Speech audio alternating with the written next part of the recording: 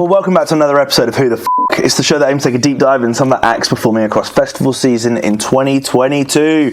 It's the last festival of 2022, and what better way than to tackle today's artist, one of the best DJ producers in the world. We're of course talking about Flume. If you've never heard of him before, he's just this absolute killer producer, making music like no one else. So, without further ado, if you've never heard of him before, hopefully this video will help answer the question, who the f*** is Flume?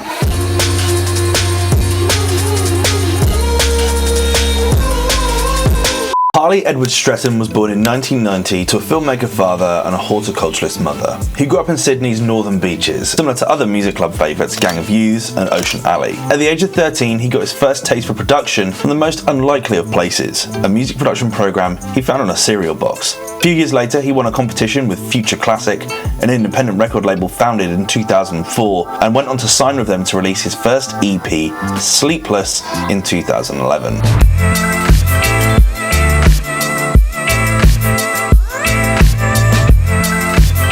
In June 2012, he put out the single On Top, featuring Queen's rapper T-Shirt, now simply known as Shirt. All my people right there in the back of the spot, I need the top.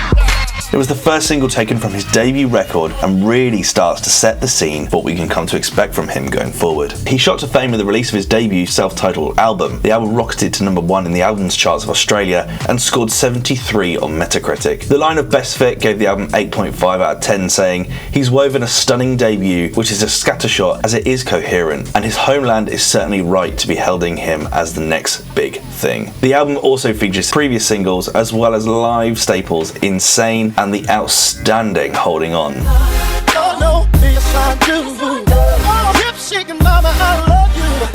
It was Holding On that introduced me to the work of Kate Janada. More on that in a few weeks. He would spend the next few years touring the globe, collaborating with different artists, releasing a plethora of remixes. Standouts to me include 2013's remix of You and Me by Disclosure,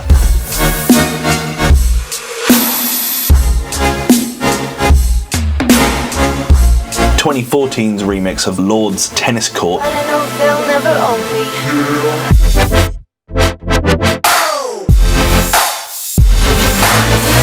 and in 2015 collaborated with one of my favourite vocalists, Andrew Wyatt, on the remarkable Some Minds.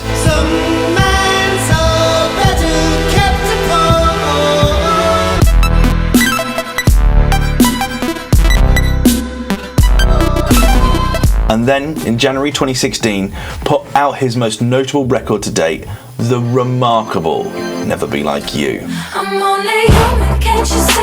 I made a mistake, please just let me in. The record features the vocals of Canadian singer-songwriter Kai and has received over 650 million streams to date on Spotify. He followed this up with 2 more singles before the release of his sophomore album. These singles included Smoke and Retribution and Say It. When you say it like that, His second album, Skin, was released in May 2016 to critical acclaim, scoring 75 on Metacritic. Slant magazine gave it 70, saying, "If the burden on electronic producers is to establish personality beyond a dense network of light displays and computer processing, this album gets Flume halfway there." It was also nominated for 2 Grammys in 2017 for Best Dance Record in Never Be Like You and Best Dance Album, in which it took home the gold. He spent the next few years touring and collaborating with multiple artists. I caught him headline the Radio 110 at 2017 Reading Festival, and I remember it being absolutely wild.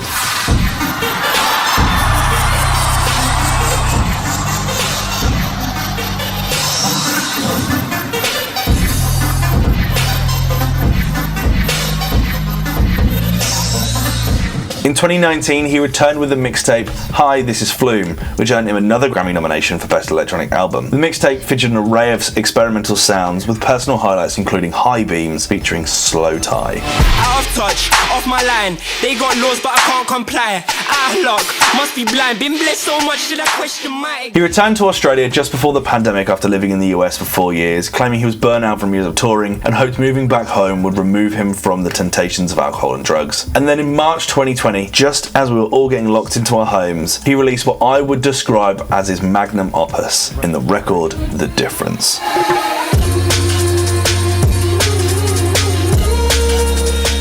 I was always going to pay attention to this record, especially at those higher tempos. It's one of those that you can laugh, you can cry, you can dance and rave. It'll soundtrack a road trip.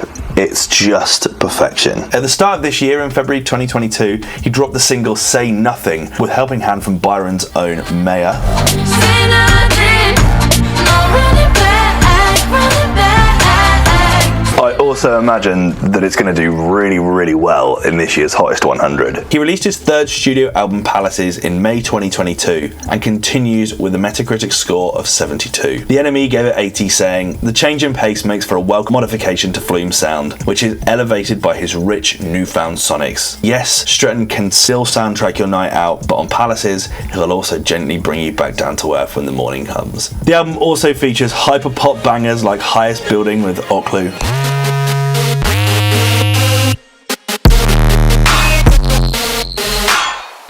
beautiful experimental records like Jasper's Song,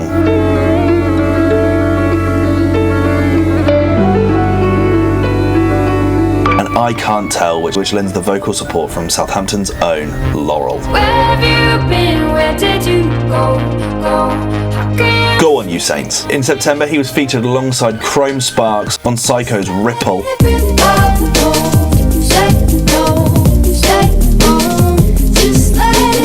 again returning to that wonderful jungle break, mirroring the difference. And literally, today as I write this, would record a cover of Bag Raiders' Shooting Stars, again with Torah et Moi for Triple J's Like a Version, and it's outstanding.